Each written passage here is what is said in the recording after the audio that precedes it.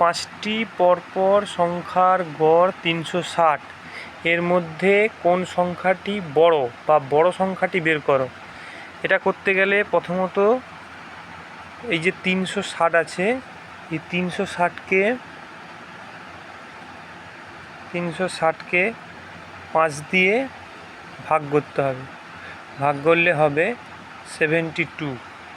তাহলে 5টা সংখ্যা পরপর বলেছে, 72 মাঝখানে রাখো 72, এরপরে দুটো, আবার এর আগলিয়ে দুটো, তাহলে 73, 71, 70, 73, 74। এর মধ্যে বড় সংখ্যা বের করতে বলছে, তাহলে বড় সংখ্যাটি 74, অ্যান্সার 74 হবে।